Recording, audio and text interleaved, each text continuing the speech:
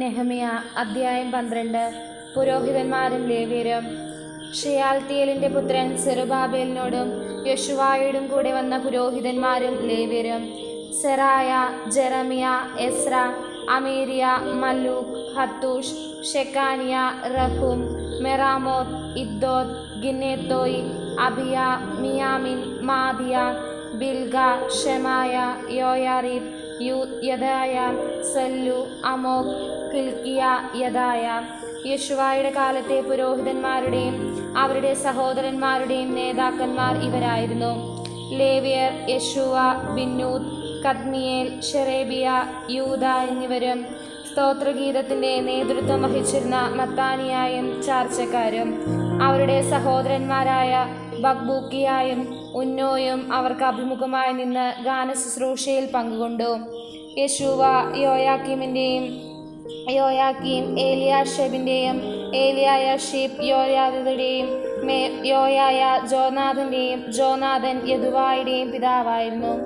യോയാക്കീമിന്റെ കാലത്തെ കുടുംബത്തലവന്മാരായ പുരോഹിതന്മാർ: സെറായ കുടുംബത്തിൽ മെറായ, ജെറമിയ കുടുംബത്തിൽ ഹെനാനിയ, എസ്ര കുടുംബത്തിൽ മല്ലൂഷാം, അമരിയ കുടുംബത്തിൽ യഹോനാനാൻ, മല്ലൂക്കി കുടുംബത്തിൽ ജോനാഥൻ, ഷെബാനിയ കുടുംബത്തിൽ ജോസഫ്, ഹാറീം കുടുംബത്തിൽ അദാന, മെറായോത്ത് കുടുംബത്തിൽ ഹെൽക്കായ്, ഇദ്ദോയ കുടുംബത്തിൽ സക്കറിയ, ഗിന്നാദോൻ കുടുംബത്തിൽ മെഷുല്ലാം, അബിയ കുടുംബത്തിൽ സിക്രി, മിയാമിൻ മൊവോദിയ കുടുംബത്തിൽ പിൽത്തായി, പിൽഗ കുടുംബത്തിൽ ഷെമ്മുവ, ഷെമായ കുടുംബത്തിൽ യോനാഥൻ, യോയാബി കുടുംബത്തിൽ മെത്തേനെ, യദായ കുടുംബത്തിൽ ഊസി, സെല്ലായ കുടുംബത്തിൽ കല്ലായി, അമോക് കുടുംബത്തിൽ ഏബർ, ഹിൽക്കിയ കുടുംബത്തിൽ ഷെബായ, യദയ കുടുംബത്തിൽ നെത്തനേൽ, ഏലിയാഷീബ്, യോയാദ, യോഹന്നാൻ, യദുവ എന്നിവരുടെ കാലത്ത്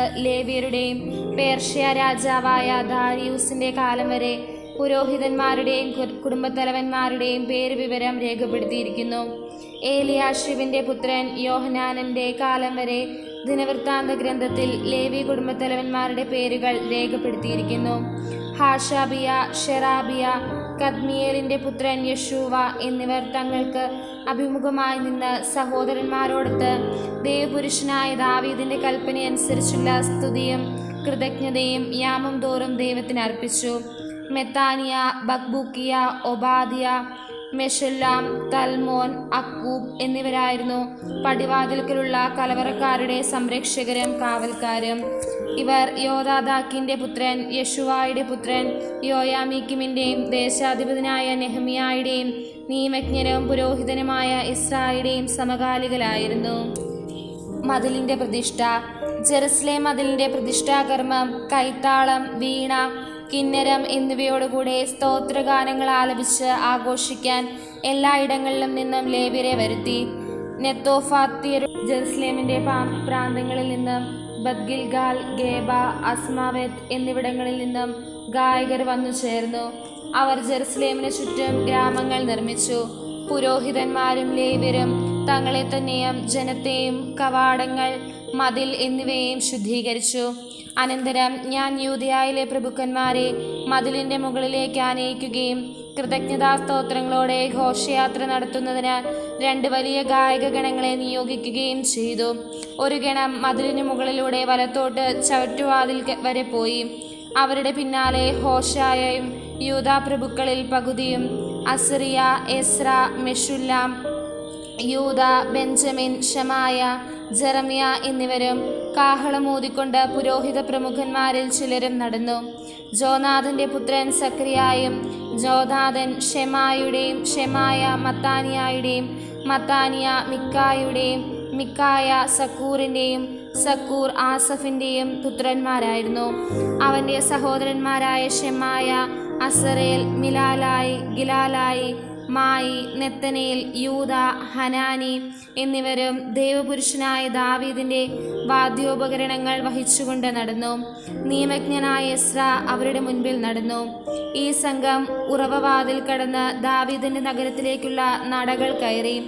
അതിൻ്റെ കൊട്ടാരത്തിൻ്റെ പാർശ്വത്തിലുള്ള കയറ്റത്തിലൂടെ പോയി കിഴക്ക് ജലകവാടത്തിങ്കലെത്തി.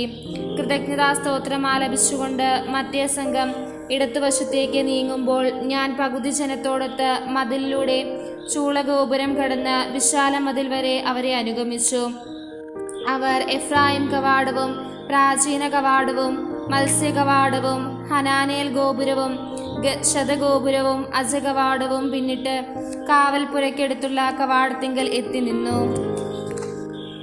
കൃതജ്ഞതാ സ്തോത്രം ആലപിച്ചുകൊണ്ടിരുന്ന 2 ഗണങ്ങളും ഞാനും നേതാക്കന്മാരിൽ പകുതിയും കാഹളമൂതിക്കൊണ്ട് പുരോഹിതന്മാരായ എലിയാക്കീം, മെസായ, മിനാമീൻ, മിക്കായ, എലിയോവാനേം, സക്രിയ, ഹനാനിയ എന്നിവരും പിന്നാലെ മസായെ, ഷെമായ, എലയാസർ, ഊസി, യഹോഹാനാൻ, മൽക്കിയ, ഏലാം, ഏസർ എന്നിവരും ദേവാലയത്തിലെത്തി. എസ്രാഹിയായുടെ നേതൃത്വത്തിൽ ഗായകർ ഗാനം ആലപിച്ചു. അന്ന് അവർക്ക് അനേകം ബലികൾ അർപ്പിക്കുകയും ആനന്ദിക്കുകയും ചെയ്തു. വലിയ ആഹ്ലാദത്തിന് ദൈവം അവർക്ക് ഇട നൽകി. സ്ത്രീകളും കുട്ടികളും അതിൽ നിന്ന് പങ്കുചേർന്നു. ജെറുസലേമിന്റെ ആഹ്ലാദത്തിമർപ്പുകൾ അകലെ കേൾക്കാമായിരുന്നു. പുരോഹിതന്മാർക്കും ലേവ്യർക്കും പട്ടണങ്ങളോട് ചേർന്നുള്ള വയലുകളിൽ നിന്ന് നിയമപ്രകാരം ലഭിക്കേണ്ട സംഭാവനകളും ആദിഫലങ്ങളും ദശാംശങ്ങളും സംഭരിച്ച് കലവറകളിൽ സൂക്ഷിക്കാൻ ആളുകളെ അന്ന് നിയോഗിച്ചു. ദേവാലയ ശുശ്രൂഷകരായ പുരോഹിതന്മാരിലും ലേവ്യരിലും യൂദാജനം സംപ്രീതരായിരുന്നു. അവർ ദൈവത്തിന്റെ ശുശ്രൂഷയും ശുദ്ധീകരണ ശുശ്രൂഷയും അനുഷ്ഠിച്ചിരുന്നു. ദാവീദിന്റെയും പുത്രൻ സോളമന്റെയും അനുശാസനമനുസരിച്ച് ഗായകന്മാരും വാതിൽ കാവൽക്കാരും തങ്ങളുടെ കർത്തവ്യം നിർവഹിച്ചു. പണ്ട് ദാവീദിന്റെയും അസാഫിന്റെയും കാലത്ത് ഗായകന്മാർക്ക് നേതാവുണ്ടായിരുന്നു. സ്തുതിയുടെയും കൃതജ്ഞതയുടെയും ഗാനങ്ങൾ ദൈവസന്നിധിയിൽ അവർ ആലപിച്ചിരുന്നു. സെറുബാബേലിന്റെയും നെഹമ്യായുടെയും കാലത്ത് ഇസ്രായേൽ ജനം ഗായകന്മാർക്കും വാതിൽ കാവൽക്കാർക്കും ദിവസേന വിഹിതം നൽകിയിരുന്നു. ലേവ്യർക്ക് വിഹിതം കൊടുത്തിരുന്നു. ലേവ്യർ അഹരോന്റെ പുത്രന്മാർക്കുള്ള ഓഹരി നീക്കിവെക്കുകയും ചെയ്തിരുന്നു. നെഹമ്യ അധ്യായം 13. നെഹമ്യായുടെ നവീകരണങ്ങൾ. ആ ദിവസം ജനം കേൾക്കെ മോശയുടെ നിയമഗ്രന്ഥത്തിൽ നിന്ന് അവർ വായിച്ചു. അതിൽ ഇങ്ങനെ എഴുതിയിരുന്നു: അമോന്യരെയും മൊവാബിരെയും ദൈവത്തിന്റെ സഭയിൽ പ്രവേശിപ്പിക്കരുത്. ഇസ്രായേൽ ജനത്തെ അപ്പവും വെള്ളവും കൊടുത്ത് സ്വീകരിക്കുന്നതിന് പകരം അവരെ ശപിക്കാൻ ബാലാമിനെ കൂലിക്കെടുത്തവരാണവർ. എന്നാൽ ദൈവം ആ ശാപത്തെ അനുഗ്രഹമായി മാറ്റി. നിയമം വായിച്ചു കേട്ട ജനം അന്യജനതകളെ ഇസ്രായേലിൽ നിന്ന് അകറ്റി. എന്നാൽ ഇതിനു മുൻപ് പുരോഹിതനും തോബിയായുടെ സുഹൃത്തും ദേവാലയ മുറികളുടെ ചുമതലക്കാരനുമായ ഏലിയാശാബ് തോബിയായ്ക്ക് വേണ്ടി ഒരു വലിയ മുറി സജ്ജമാക്കി. അതിലാണ് ധാന്യബലിക്കുള്ള വസ്തുക്കളും കുന്തുരുക്കവും പാത്രങ്ങളും ലേവ്യർ, ഗായകർ, കാവൽക്കാർ എന്നിവർക്ക് കൽപ്പന പ്രകാരം നൽകിയിരുന്ന ധാന്യം, വീഞ്ഞ്, എണ്ണ എന്നിവയുടെ ദശാംശവും പുരോഹിതന്മാർക്കുള്ള സംഭാവനകളും മുൻപ് സൂക്ഷിച്ചിരുന്നത്. ഈ സമയം ഞാൻ ജെറുസലേമിൽ ഉണ്ടായിരുന്നില്ല. ബാബിലോൺ രാജാവായ അർത്താക്കർസക്സിന്റെ 32-ാം ഭരണവർഷത്തിൽ ഞാൻ രാജാവിനെ കാണാൻ പോയിരിക്കുകയായിരുന്നു. കുറച്ചു കാലം കഴിഞ്ഞ് ഞാൻ രാജാവിനോട് വിടവാങ്ങി ജെറുസലേമിൽ തിരിച്ചെത്തി. ഏലിയാശീബ് ദേവാലയാങ്കണത്തിൽ തോബിയായ്ക്ക് വേണ്ടി ഒരു മുറി സജ്ജമാക്കുക എന്ന ഹീനകൃത്യം ചെയ്തിരിക്കുന്നു എന്ന് ഞാൻ കണ്ടു. കോപിഷ്ഠനായ ഞാൻ തോബിയായുടെ ഗൃഹോപകരണങ്ങൾ പുറത്തെറിഞ്ഞു. മുറിയുടെ ശുദ്ധീകരണ കർമ്മം നിർവഹിക്കാൻ ഞാൻ ആജ്ഞാപിച്ചു. ദേവാലയത്തിലെ പാത്രങ്ങളും ധാന്യബലിക്കുള്ള വസ്തുക്കളും കുന്തുരുക്കവും അതിൽ തിരിച്ചു കൊണ്ടുവന്ന് വെച്ചു. ലേവ്യരുടെ ഓഹരി മുടങ്ങിയെന്നും ശുശ്രൂഷ ചെയ്തിരുന്ന ലേവ്യരും ഗായകന്മാരും താന്താങ്ങളുടെ വയലുകളിലേക്ക് പോയെന്നും ഞാൻ അറിഞ്ഞു. ദേവാലയത്തെ പരിത്യജിച്ചത് എന്തിനെന്ന് ചോദിച്ച് ഞാൻ ചുമതലപ്പെട്ടവരെ ശാസിച്ചു. ലേവ്യരെയും ഗായകരെയും ഞാൻ പൂർവ്വസ്ഥാനങ്ങളിലാക്കി. യൂദാജനം ധാന്യം, വീഞ്ഞ്, എണ്ണ എന്നിവയുടെ ദശാംശം കലവറയിൽ കൊണ്ടുവന്നു. സംഭരണശാലകളുടെ സൂക്ഷിപ്പുകാരായി പുരോഹിതൻ ഷേലമിയായെയും നിയമജ്ഞൻ സദോക്കിനെയും ലേവ്യനായ പെദായെയും അവർക്ക് സഹായത്തിന് സുക്കൂറിന്റെ മകനും മത്താനിയായുടെ പൗത്രനുമായ ഹനാനെയും ഞാൻ നിയമിച്ചു.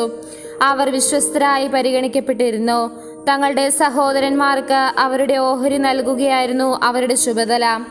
എൻ്റെ ദൈവമേ, ഈ പ്രവൃത്തി മൂലം എന്നെ സ്മരിക്കണമേ. എൻ്റെ ദൈവത്തിൻ്റെ ആലയത്തിനും അങ്ങയുടെ ശുശ്രൂഷയ്ക്കും വേണ്ടി ഞാൻ ചെയ്തിട്ടുള്ള സൽകൃത്യങ്ങൾ അങ്ങ് മറക്കരുതേ. അക്കാലത്ത് യൂദാജനം സാപത്തിൽ മുന്തിരിച്ചക്ക ആട്ടുന്നതും ധാന്യക്കറ്റ കഴുതപ്പുറത്ത് കയറ്റുന്നതും ജെറുസലേമിലേക്ക് വീഞ്ഞ്, മുന്തിരി, അത്തിപ്പഴം എന്നിവയും മറ്റു ചുമടുകളും കൊണ്ടുവരുന്നതും ഞാൻ കണ്ടു. അവ വിൽക്കുന്നവരെ ഞാൻ ശാസിച്ചു. ടയറിൽ നിന്ന് വന്ന് ജെറുസലേമിൽ വസിച്ചിരുന്ന ആളുകൾ സാപത്തിൽ യൂദയായിലെയും ജെറുസലേമിലെയും ജനത്തിനു വേണ്ടി മത്സ്യവും മറ്റു സാധനങ്ങളും കൊണ്ടുവന്ന് വിറ്റിരുന്നു. യൂദയായിലെ പ്രമുഖന്മാരെ ഞാൻ കുറ്റപ്പെടുത്തി. സാപത്തു ദിനത്തെ അശുദ്ധമാക്കി എത്ര വലിയ തിന്മയാണ് നിങ്ങൾ ചെയ്യുന്നത്. നിങ്ങളുടെ പിതാക്കന്മാർ ഇങ്ങനെ ചെയ്തതുകൊണ്ടല്ലേ നമ്മുടെ ദൈവം നമുക്ക് നമ്മുടെ നഗരത്തിനും ഈ ദുരിതം വരുത്തിയത്. എന്നിട്ടും സാപത്ത് അശുദ്ധമാക്കി നിങ്ങൾ ഇസ്രായേലിന്റെ മേൽ പൂർവോപരി ക്രോധം വിളിച്ചു വരുത്തുന്നു. സാപത്തിന് മുൻപ് ഇരുട്ട് വ്യാപിക്കാൻ തുടങ്ങുമ്പോൾ ജെറുസലേമിന്റെ കവാടങ്ങൾ അടയ്ക്കണമെന്നും സാപത്ത് കഴിയുന്നത് വരെ തുറക്കരുതെന്നും ഞാൻ നിർദ്ദേശിച്ചു.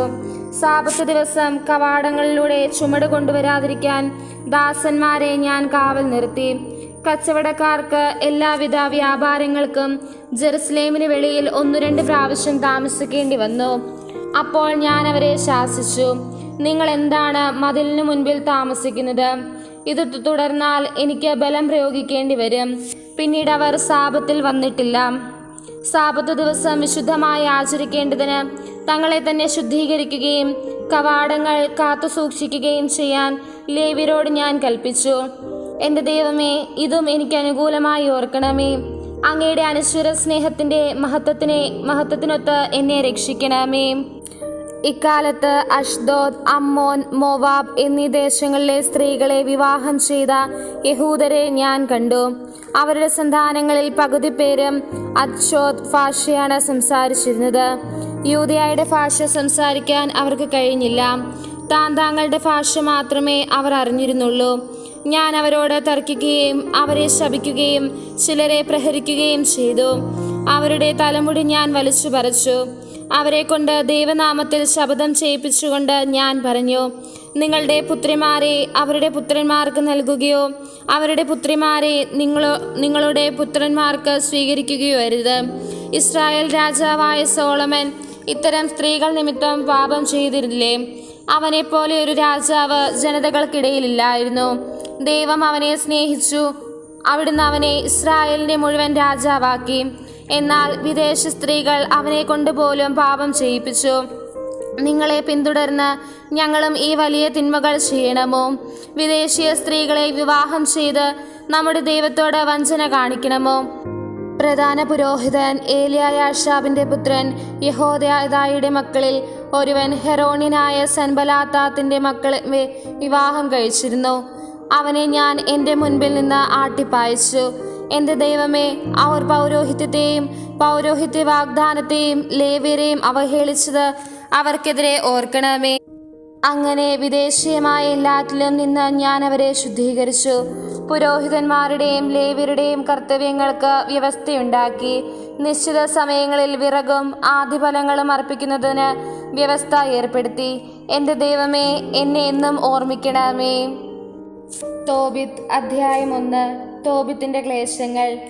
നഫ്താലി ഗോത്രജനായ തോബിത്തിന്റെ ചരിത്രം. തോബിത്ത് തോബിയേലിന്റെയും തോബിയേൽ അനാനിയേലിന്റെയും അനാനിയേൽ അദ്ബേലിന്റെയും അദ്ബേൽ അസിയേലിന്റെയും പിൻഗാമികളിൽപ്പെട്ട ഗബായലിന്റെയും പുത്രന്മാരാണ്. തോബിത്ത് അസിറിയ രാജാവായ ഷൽമനേസറിന്റെ കാലത്ത് ഗലീലിയയിലെ കാദേശ് നഫ്താലിക്ക് തെക്ക് ആഷേറിന് മുകൾ ഭാഗത്ത് സ്ഥിതി ചെയ്യുന്ന തിഷ്ബയിൽ നിന്നും തടവുകാരനായി പിടിക്കപ്പെട്ടു.